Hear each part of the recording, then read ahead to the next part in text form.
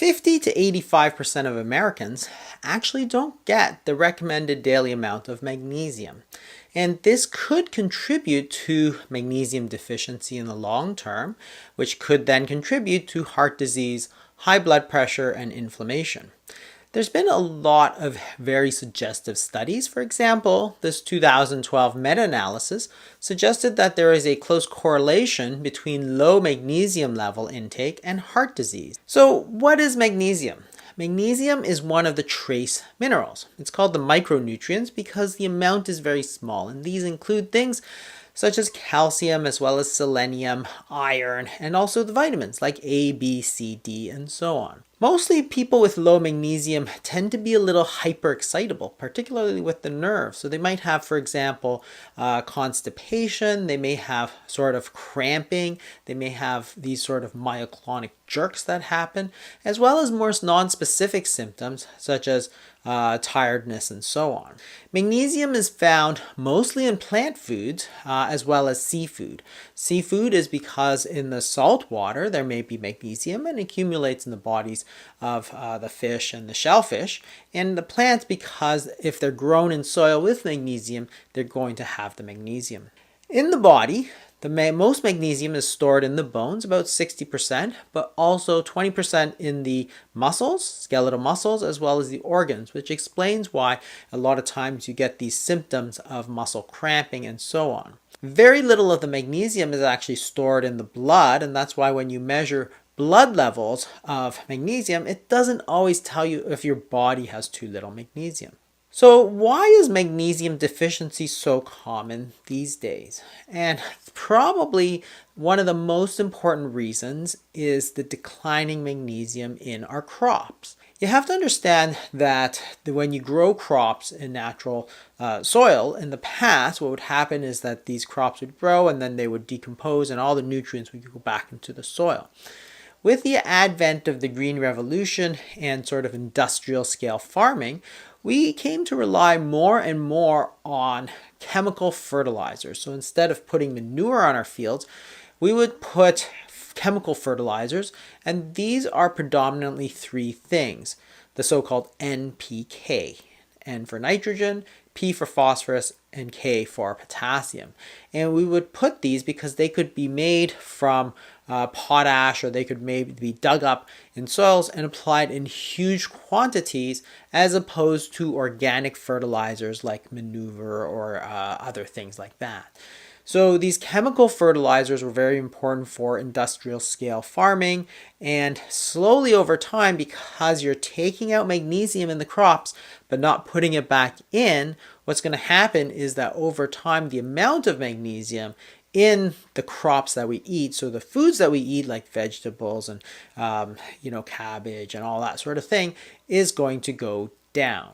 The second big reason that we see declining magnesium is the refined foods. So when you refine foods, you often take out not only just the fiber, but a lot of the minerals come out as well. So when you process wheat to flour, there's an estimated 82% loss of magnesium. When you go from rice to polished rice, you lose 83%. And from corn to corn starch, it's about 97% of the magnesium is lost. The third big reason is the softening of water. So this is estimated to contribute about 10% of our recommended daily allowance of magnesium. And one of the things that happens is that in the water supply, you actually get calcium and magnesium. If you ever have well water, you may notice this, and there's a lot of minerals.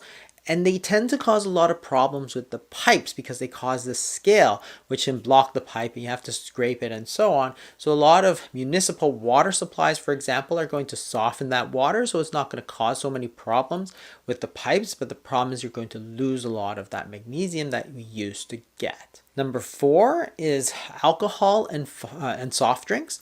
Soft drinks contain a lot of phosphoric acid, and the alcohol may increase the urinary excretion of magnesium. Number 5 might be medical conditions that contribute, and certain medications.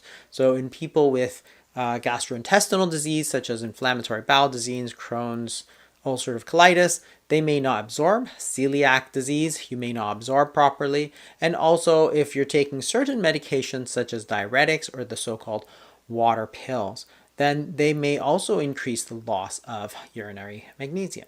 So the point of magnesium supplementation is that there are some very interesting studies that have looked at whether supplementing magnesium can make a difference. In 2016, this randomized control trial looked at magnesium on the pressure wave velocity, which is measuring the stiffness of your arteries. Remember, this is a process called arteriosclerosis, or the so-called hardening of the arteries.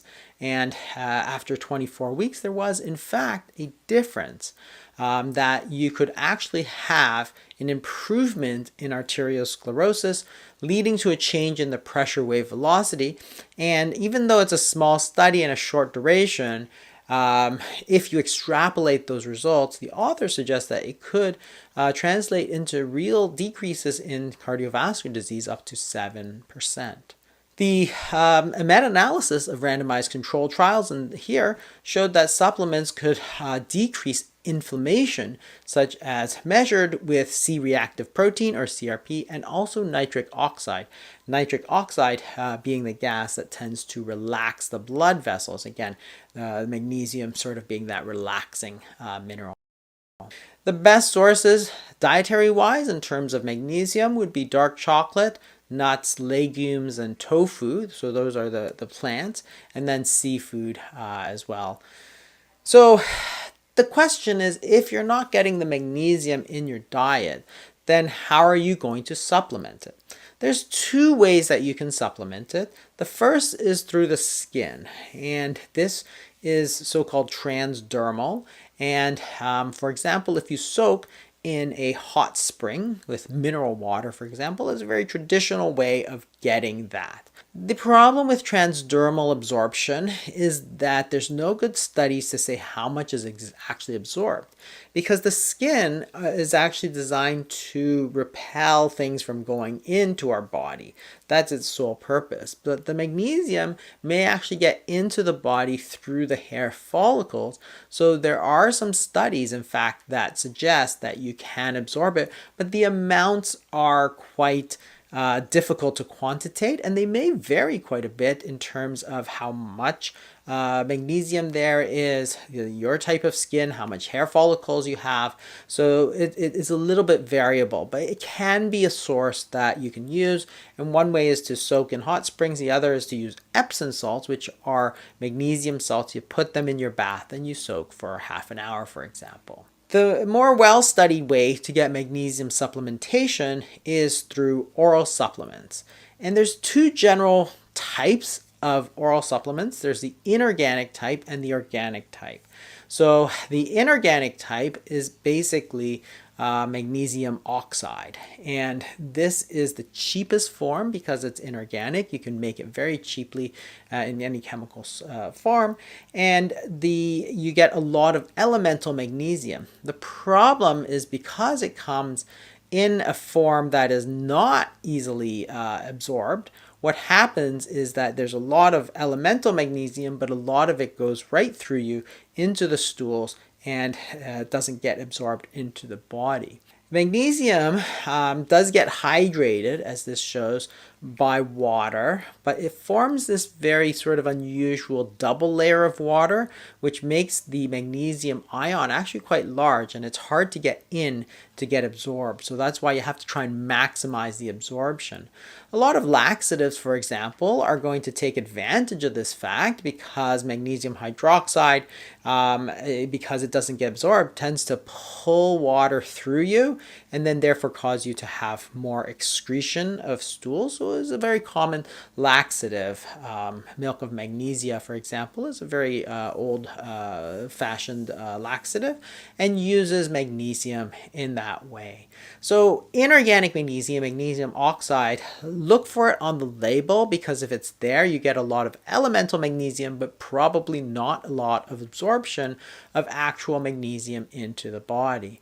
If you look at the amount of absorption of magnesium oxide, this study actually looked at how much magnesium gets into the body. And you can see the very low ones, they're all magnesium oxide. The body simply can't absorb it. And if you look at all the better ones, they're actually organic types of magnesium. So these organic magnesium salts, which are typically a little bit more expensive, and they may not contain as much magnesium elemental, but they gets absorbed better. Up to 10 times as much magnesium gets into the body. And this translates directly into higher levels of magnesium in the blood. So look for things such as magnesium citrate, magnesium carbonate, magnesium glycinate, or biglycinate. If you're getting any of these symptoms, or you're worried about long-term sort of heart disease, high blood pressure, that's another reason that you might consider magnesium supplementation, recognizing the fact that our diets compared to 50, 80 years ago are much more depleted in magnesium, and therefore supplementation might be a good idea.